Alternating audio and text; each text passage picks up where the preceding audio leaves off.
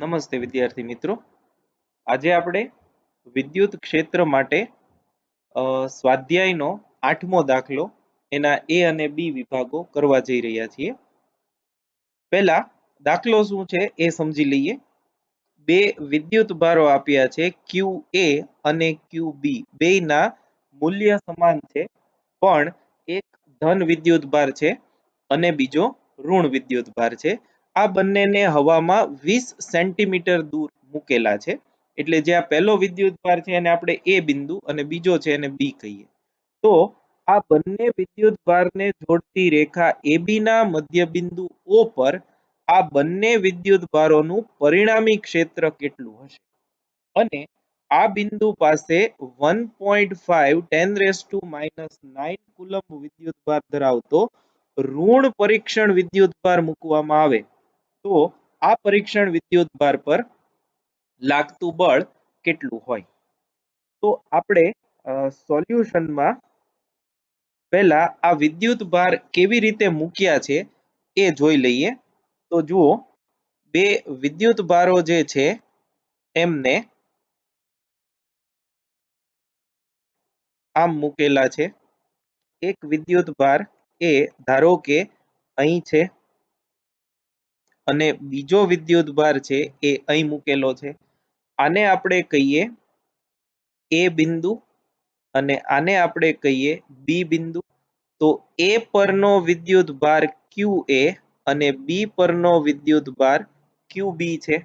અને ધારો કે આ બંને વચ્ચેનું અંતર જે છે એને આપણે આર કહીએ. તો ક્યુ એ બરાબર 3 × 10⁻⁶ કુલમ્બ, ક્યુ બી બરાબર -3 × 10⁻⁶ કુલમ્બ, અને બંને વચ્ચેનું અંતર આર જે છે એ આપણને આપ્યું છે 20 સેન્ટીમીટર. તો હવે આ બંનેને જોડતી રેખાનું મધ્ય બિંદુ ધારો કે આ છે, આને આપણે O કહી દઈએ. તો આ અંતર જે છે એ r/2 થશે અને આ અંતર r/2 થશે.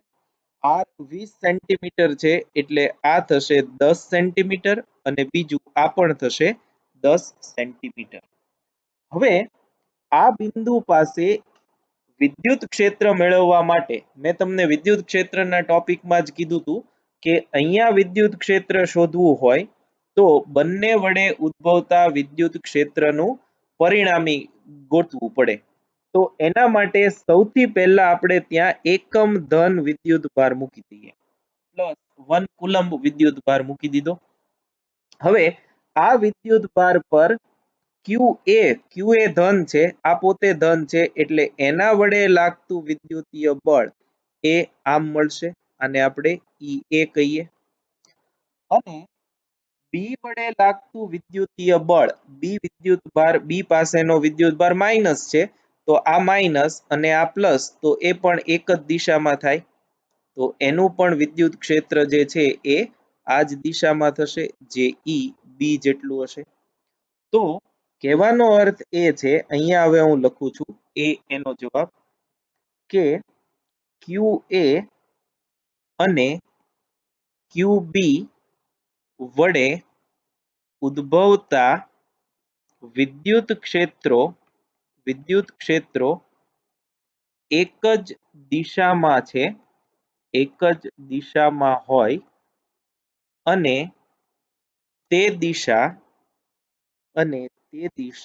O થી બી તરફની છે. તમે જોઈ શકો છો એ દિશા ક્યાંથી ક્યાં છે, O થી શરૂ કરી અને બી તરફની. એટલે તમે જે જુઓ છો એ સ્ક્રીનમાં જમણી બાજુ O થી ઊભા રહી અને જમણી બાજુની દિશામાં છે. તો E at O બરાબર કે ક્યુ એ અપોન r/2 પ્લસ કે ક્યુ બી અપોન r/2, જ્યાં આર છે એ 20 સેન્ટીમીટર. તો આપણે કે 9 × 10⁹ ઇન્ટુ 3 × 10⁻⁶ ડિવાઇડેડ બાય 10 સેન્ટીમીટર એનો સ્ક્વેર એટલે 0.1 નો વર્ગ, 10 સેન્ટીમીટર ને મીટરમાં ફેરવીએ તો 0.1 થશે, વત્તા બીજું આટલું ને આટલું જ 9 into 10 raised to 9 into 3 into 10 raised to -6 divided by 0.1 એનો વર્ગ. કેમ? કેમ કે બેની દિશા સમાન છે એટલે અહીંયા આગળ જો મેં સદિશો ક્યાંય નથી વાપર્યા, ફક્ત આપણે મૂલ્ય જ લખ્યું છે, આનો વર્ગ r/2 નો વર્ગ છે એટલે. તો આની જો આપણે ગણતરી કરી અને જવાબ મેળવીએ તો એ આવશે 5.4 into 10 raised to 6 ન્યૂટન પર કુલમ.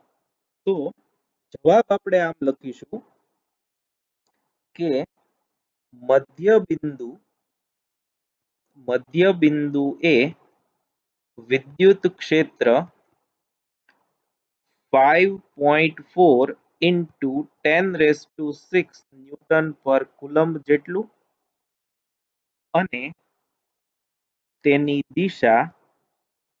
દિશા O થી B તરફની હોય, એટલે આ આપણો પહેલો જવાબ. કેમ કે ક્ષેત્ર છે સદિશ છે એટલે આપણે મૂલ્ય અને દિશા બંનેની સમજૂતી આપવી પડે.